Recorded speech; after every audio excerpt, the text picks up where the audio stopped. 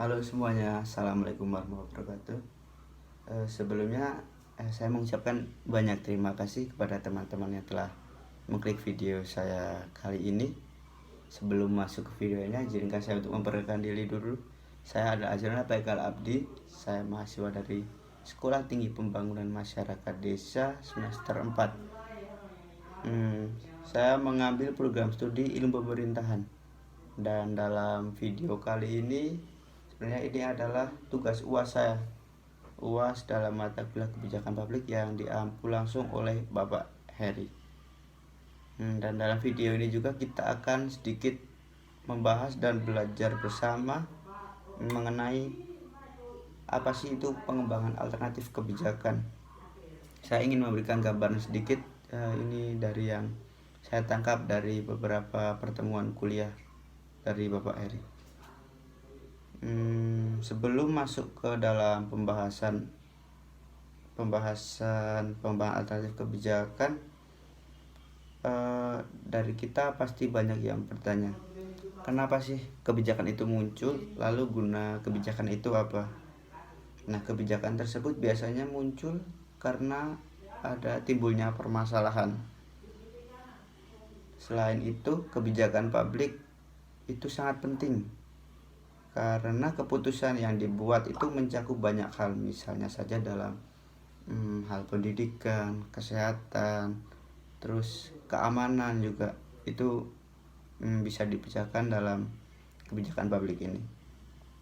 Lalu ada juga itu susunan dari penyusunan kebijakan publik tersebut, seperti perumusan masalah, lalu ada forecasting, dan yang akan kita bahas kali ini yaitu pengembangan alternatif kebijakan.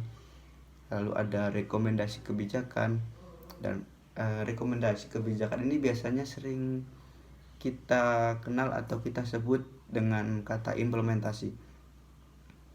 Lalu ada juga monitoring, evaluasi, atau yang bisa kita sebut dengan MONEF biasanya dalam hal kebijakan publik. Lalu yang akan kita bahas kali ini untuk saya sharing untuk kita belajar bersama adalah sedikit mengenai pengembangan alternatif kebijakan. Pengembangan alternatif kebijakan itu ada 6, yaitu 6 tersebut adalah metode status quo, metode survei cepat, metode tinjauan pustaka, metode perbandingan dengan pengalaman nyata, lalu ada metode analogi, metafor, dan sinetik, dan yang terakhir adalah metode curah pendapatan. Dari yang pertama tadi, metode status quo. Metode status quo adalah suatu alternatif yang dipilih apabila klien merasa bahwa masalah yang ada itu dapat diperbaiki maksudnya dengan alternatif yang bersangkutan. Itu yang pertama, yaitu metode status quo. Lalu yang kedua adalah metode survei cepat.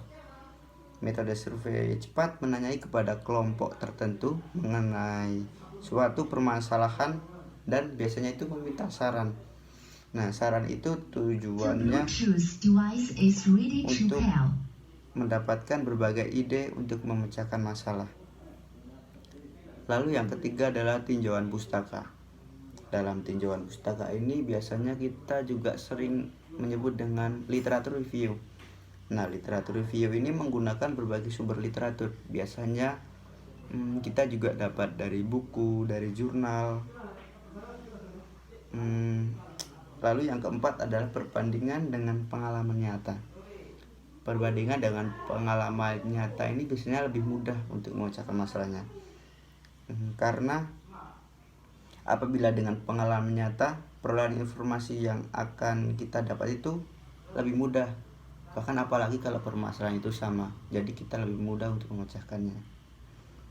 Dan yang kelima adalah metode analogi, metafor, dan sinetik. Metode ini memecahkan masalah dalam hal mendefinisikan dan mendiskusikan. Biasanya dalam mahasiswa yang baru belajar mengenai kebijakan publik, metode ini sangat bermanfaat ya dalam proses belajar kita, karena jika kita tidak tahu, kita bisa mudah untuk mendiskusikan dengan orang lain, dengan teman lain, rekan lain, untuk memecahkan masalah tersebut. Dan yang terakhir atau yang keenam tadi adalah metode dengan curah pendapatan. Biasanya kita sering menyebut dengan brainstorming. Nah, brainstorming ini dilakukan melalui konferensi yang kreatif.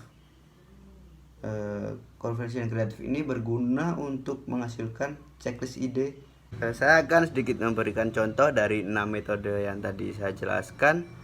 Metode yang pertama tadi adalah status quo. Contoh dari status quo ini adalah perubahan yang muncul setelah Perang Dunia Kedua, perjanjian internasional baru, dan kontrol multilateral untuk mencegah pelanggaran diberlakukan sebagai cara untuk mencegah bencana serupa.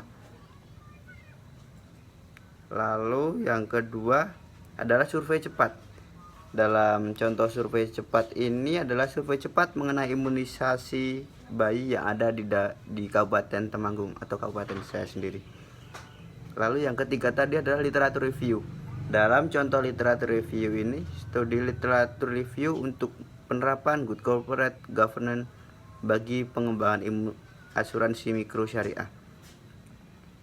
Terus ada juga contoh dalam perbandingan dengan pengalaman nyata adalah implementasi otonomi daerah yang berdasarkan pada Undang-Undang Nomor 32 Tahun 2004. Lalu setelah itu ada juga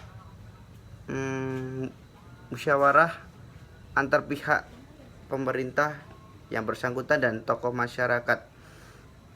Dalam masalah pandemi, para pihak bersangkutan melaksanakan musyawarah dan mengumpulkan ide kreatif untuk menangani masalah. Ini adalah contoh dari brainstorming. Mungkin cukup itu saja penjelasan dari saya, sedikit kata-kata dari saya sebelum mengakhiri video ini adalah apabila kita sudah sedih, rapuh, dan patah semangat, kalian jangan mudah untuk menyerah, karena krayon yang patah tetaplah krayon, walaupun dia tetap bisa mewarnai hidupnya. Terima kasih.